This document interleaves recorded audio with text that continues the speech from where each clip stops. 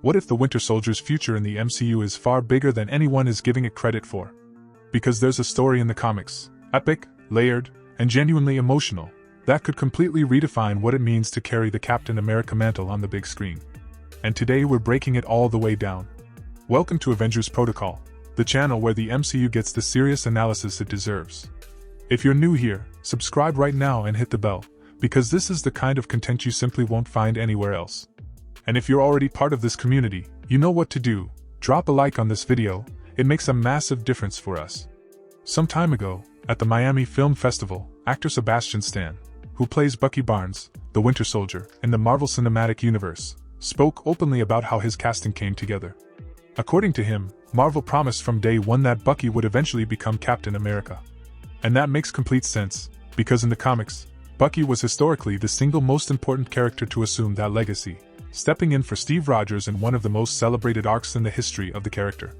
However, after Sebastian Stan began bringing Bucky to life on screen, another character also became Captain America in the comics, and Marvel ultimately decided to follow that path in the films as well.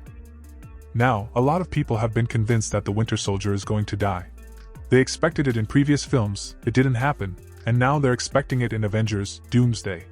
But everything points to that not happening either, unless the actor himself is pulling off the greatest misdirect in MCU history.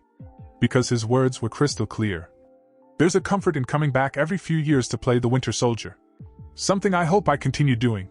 That is not the language of someone saying goodbye. Not even close. It's worth remembering that both Chris Evans and Robert Downey Jr., when they were promoting Avengers, Endgame, came into interviews with a distinctly more fatalistic energy, that sense of, we're closing a chapter, we're saying farewell to an era. They never said outright that their characters were going to die, but they made it unmistakably clear that they were wrapping up their stories. Sebastian Stan gives off none of that. He talks like someone with a lot of roads still ahead of him.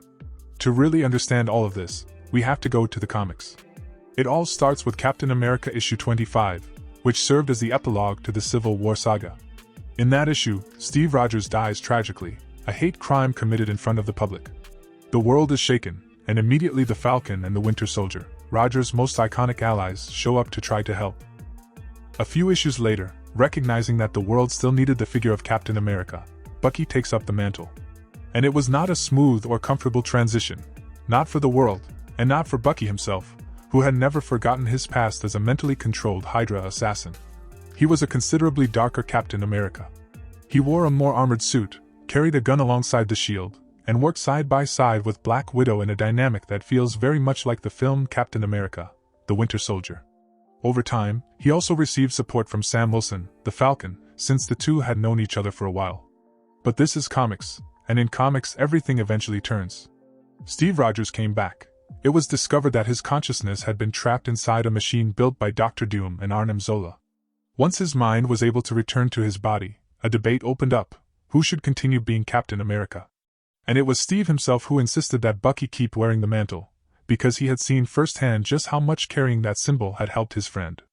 They even fought together side by side, in a scene that is, simply put, one of the most spectacular of that entire era. That didn't last long though. Steve chose to step back from the suit and operate as director of S.H.I.E.L.D. behind the scenes, while Bucky remained the primary Captain America, until Baron Zemo publicly revealed that Bucky was the Winter Soldier, a highly dangerous Soviet assassin, which in the comics was not public knowledge. The scandal was enormous. Steve tried to contain the fallout, but couldn't. Bucky Barnes went to trial and ended up in prison. If you've made it this far, I need to ask you something right now: subscribe to the channel. Leave a like, drop a comment, and follow Avengers Protocol so you never miss an analysis like this one. Every single like you leave is directly what allows us to keep producing this level of content. Done? Perfect. Let's keep going. All of this belongs to the legendary era of Ed Brubaker writing Captain America at Marvel. This writer completely redefined the character and established definitively who Bucky is, who the Winter Soldier is as we know him today. Every bit of respect and recognition belongs to that man. But Sam Wilson's story as Captain America began differently. It started with a confrontation between Steve Rogers and the villain Arnim Zola, who trapped Steve in another dimension. Steve eventually escaped, but several villains invaded Earth from that dimension, and one of them literally extracted the super soldier serum from Steve's body. The effect was immediate: he aged rapidly. Physically, he could no longer function as an action superhero. Marvel built an entire mystery around who the next Captain America would be. Meanwhile, the battle against those villains continued, and it was during that conflict that Sam Wilson essentially sacrificed himself to save multiple people, throwing himself in the path of a bomb. Fortunately, he survived. And that moment said everything. Sam Wilson is a hero at his very core, the purest essence of what Captain America is supposed to be. Because of that, Rogers gathered the Avengers to tell them what was going to happen. He was older now, couldn't wear the suit anymore, but he could still be a strategist, because as he himself put it, once an Avenger, always an Avenger. And he had already chosen his successor, his friend Sam Wilson, as the new Captain America. Someone already known and respected by every other hero, who was welcomed with open arms. That became the status quo in the comics for a while. But something became very clear as the pages turned. Rogers and Wilson had radically different political worldviews. Steve was more institutional. He believed in the justice that existed within the political and governmental system, and saw crimes and injustices as inconsistencies within that system, something to correct by protecting the institutions that already existed. Sam, on the other hand, saw injustices as a fundamental and structural part of the system itself. The system was the problem. So he actively spoke out against police brutality, exposed corruption schemes that turned out to be supervillain plots, and took positions that generated intense reactions. Within the Marvel Universe itself, citizens launched a campaign called "Give Back the Shield" to pressure Sam into stepping down as Captain America. Sam Wilson faced an enormous amount of resistance. And that established something important. Just as Bucky as Captain America was very different from Steve, Sam as Captain America was completely different too. The same title, but definitively not the same character. Over time, that tension also affected the relationship between Sam and Steve, as Steve eventually had his youth restored by a cosmic entity called Cubic, essentially the living embodiment of the cosmic cube, which was being manipulated by the Red Skull. A pretty wild story, but what matters is that Steve became young again and reclaimed the mantle. That led to the infamous mega saga Secret Empire, where a corrupted Steve Rogers became a full-blown supervillain, a member of HYDRA, and practically a dictator. Sam Wilson, as Captain America, led the resistance against him. Eventually it's revealed that all of it was the result of the Red Skull's cosmic cube manipulation, which had literally rewritten Steve's history. In the final battle, they managed to restore the original Steve.